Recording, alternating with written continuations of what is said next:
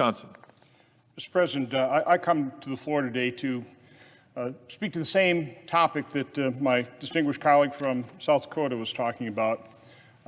He called what was going to happen over the next couple of days here political theater. That's pretty accurate. Political stunt, political cover, a charade. Instead of actually securing the border, that's what Democrats in Congress, that's what President Biden, that's all they're interested in. Because as my colleague mentioned, President Biden has all the authority he needs to secure the border. But I want to spend a little bit of time here talking about the bipartisan bill that has been reintroduced, that we'll be voting on again on Thursday, although it failed very quickly because it literally was worse than doing nothing. But I think that the first point to be made is, so the American public understands, when President Biden and Democrats in Congress talk about securing the border, they're not talking about securing the border the way most Americans think about it, like actually securing the border. What they're talking about is how do we make it more efficient to encounter, process, and disperse illegal immigrants that are coming to this country with invalid asylum claims. How can we encounter them, process them, and disperse them as efficiently as possible? That is what they're talking about. So don't be fooled when they talk about securing the border. Proof positive of that is one of the lead Democrat negotiators in this bipartisan bill. Let me get the exact quote. He said, "The bill requires the president to funnel asylum claims to the land ports of entry when more than 5,000 people cross a day." Okay, that's not called securing the border. That's just sending the flow someplace else. And then the senator went on and said, the border never closes. So again, when Democrats talk about securing the border, they're talking about more efficiently encountering, processing, and dispersing people. They're not talking about securing the border. And I want to start to prove my point that they were never serious in these negotiations, other than looking for political cover. This quote that the majority leader gave to Politico a day or two after that border bill failed. The majority leader said, quote, "We were playing chess, they were playing checkers, and we ended up with the Ukraine bill," Schumer said. He went on to say, "We also end up in much better shape on the border than we were 3 months ago." I'll come back to this, but let me make the points now. If you were really negotiating in good faith, if those negotiations failed, would you literally rub your negotiating partner's nose in the failure by claiming that we're playing chess, those knuckleheads were playing checkers, and we got exactly what we wanted? I would argue that is not the sign of a good faith negotiation. And then if you were really interested in securing the border, you would never make that statement. We ended up in better shape on the border than we were 3 months ago. Better shape on the border would have been actually past enhanced authority for the president to actually secure the border. The majority leader thinks he's in better shape on the border because he got the political cover he sought, which was his only goal in those negotiations. But let me spend just a little bit of time describing why that bill was far worse, and I mean far worse, than doing nothing. This is the border chart I've been producing since I became chairman of Homeland Security in 2015. It shows monthly totals of encounters on the southwest borders. And you can see back here in 2014, I've recreated that right here. You can see that President Obama, when he hit 2,000 people a day, declared that a humanitarian crisis, and President Obama was correct. It was a humanitarian crisis. Now, the solution back then was we started detaining people. We started clamping down. We built a new detention facility. And President Obama actually had success in reducing the flow until a court reinterpreted the Flores settlement agreement and said that that applied to not only unaccompanied children, forcing their release within 20 days, it also applied to children accompanied by their parents.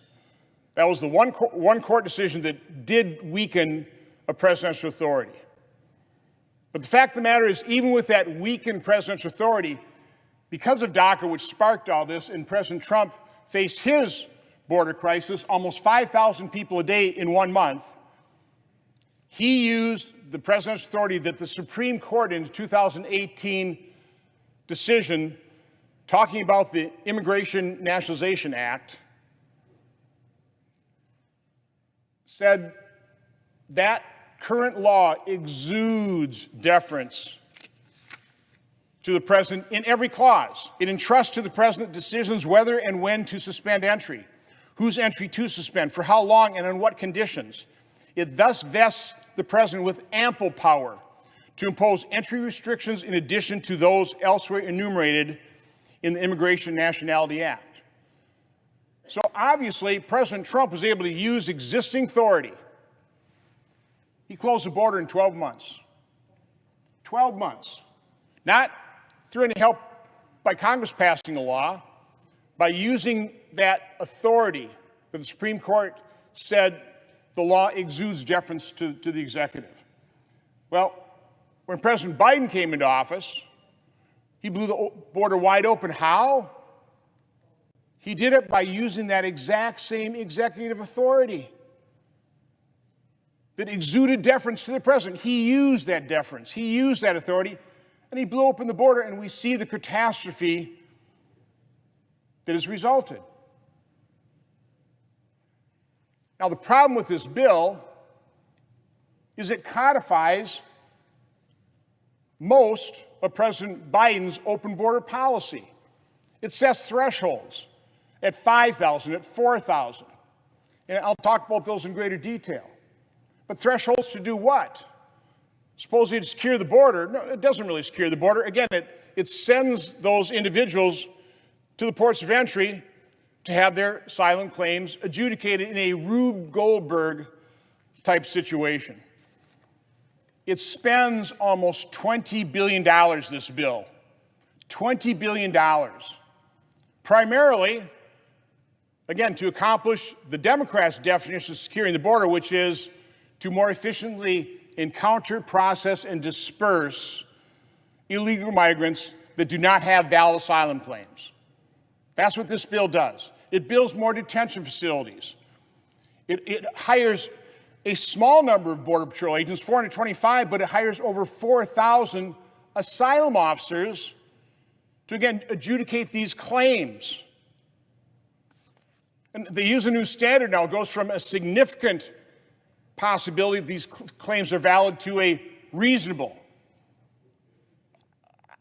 I'm sorry, I don't see much distinction there. So again, these asylum officers are going to be given all kinds of discretion, and these adjudications are now going to be done by asylum officers, not by immigration judges. So I see nothing in this bill that in any way, shape, or form forces a higher standard. It's all subjective. And under this administration, the subjectiveness of that, I can pretty well guarantee you, will continue the catastrophe. It pays for more detention beds. It pays for alternates to detention, which has never worked effectively. But again, $20 billion of money we don't have. Now, when President Trump secured the border, he didn't have additional funding for that. He didn't have additional Customs and Border Patrol agents. He used his policies. He used his executive authority. Remain in Mexico. You can't come to this country and claim asylum. You have to do it from your home country or stay in Mexico to do it. That was a huge deterrent, and the flow stopped. We had safe third country agreements. There are other things. Again, using that executive authority, he secured the border. We didn't need an immigration bill, certainly not this Rube Goldberg bill that spends $20 billion that we don't have. Rather than spending all that money to encourage more illegal immigrants come to this country, we ought to stop the flow, and then we wouldn't have to spend the money. Doesn't that make a whole lot more sense? Do what President Trump did. Actually stop the flow. But again, that's not what this bill does. I think the worst aspect of this bill, and this is why I always talk about it's worse than doing nothing, is not the 5,000 average migrants a day, which is, I mean, that's what this would look like if we just normalized 5,000 or 4,000. You're just codifying the open border. The 5,000 threshold makes it mandatory that the president supposedly secure the border. Again, it doesn't really define that. I would argue that doesn't even secure the border. But it's the 4,000 discretionary threshold. That when average migration, I think over 7 days, reaches 4,000 a day, a massive number. Now the president, it says, has discretion to stop processing asylum claims and supposedly secure the border. Well, why is that problematic? Well, again, the Supreme Court said current law exudes deference. President Trump had the authority. By Congress passing a law basically implying that the president doesn't have the authority to stop processing asylum claims, you are weakening that authority. And even worse, that discretionary authority ends after 3 years. So that bipartisan bill would actually dramatically weaken the authority of a president who's actually serious about securing the border. That's why that bill had to be defeated and must be defeated now. It's not a serious attempt. It's a bill that was negotiated in bad faith, with the Democrats supposedly playing chess, and unfortunately our side playing checkers. Now, again, it doesn't have to be this complex. Use current authority. Take a look at what President Trump. Do that. Don't spend additional money. Stop the flow. That ought to be our goal. So again, most Republicans in the Senate conference, we weren't looking for an immigration bill. We certainly weren't looking for one that weakened the president's authority. We would have been happy to strengthen the president's authority. We'd have been happy to clarify. By the way, Obama's Secretary of Homeland Security, Sen Johnson, completely disagreed with the court decision on the Flores settlement. We'd be happy to clarify that no, Flores only applies to unaccompanied children. So we have that deterrence. We could follow the law to detain people that came to this country illegally. We'd be happy to strengthen authority. What we were looking for in a border bill was to have an enforcement mechanism that would force President Biden to use the authority he has to actually secure the border based on our definition of securing the border. The way most Americans view securing the border. Stop the flow of illegal migrants that has caused a clear and present danger to this nation. I mean, I could go through the list of horribles: the drug traffickers, the human traffickers, the sex traffickers, the members of some of the most brutal gangs in Mexico, South and Central America, the military-aged men that are coming to this country. We are going to be dealing with this catastrophe for decades. For decades. The rapes, the murders, they're being committed by people in this country that shouldn't be here. This has been facilitated by this open border policy. Again, Republicans would be happy to strengthen the president's authority to actually secure the border. What we're not happy to do is engage in this charade. And let me end on this note. Again, is this the quote of someone who's entered into good faith negotiations to develop a bill to actually secure the border? This is the Majority Leader of the Senate, the one who is going to engage in political theater again this week, bringing up the exact same bill that has already failed. It failed in the eyes of the public within 24 hours after introduction. It was so bad. It was worse than doing nothing. But the majority leader seemed to be pretty happy with that failed bill. To quote, "We were playing chess. They were playing checkers, and we ended up with the Ukraine bill." That's what they wanted. Their primary focus, their priority, was providing $60 billion to a bloody stalemate, which, by the way, a couple of days after that thing passed, the administration was already indicating, well, that's probably not going to be enough. Even though a majority leader came out of the White House and said, this is simple. Ukraine gets $60 billion, they win. If they don't get $60 billion, they lose. This is a disingenuous quote of a bad faith negotiating partner. But it's also the quote, if you look at the last sentence there, of somebody who's not looking to secure the border, but was looking for political cover. That's all he wanted. That's all the Democrats wanted. That's all President Biden wants. Political cover. We also end up in much better shape on the border than we were 3 months ago. Again, the bill didn't pass. I'm glad it didn't. It would have been worse than doing nothing.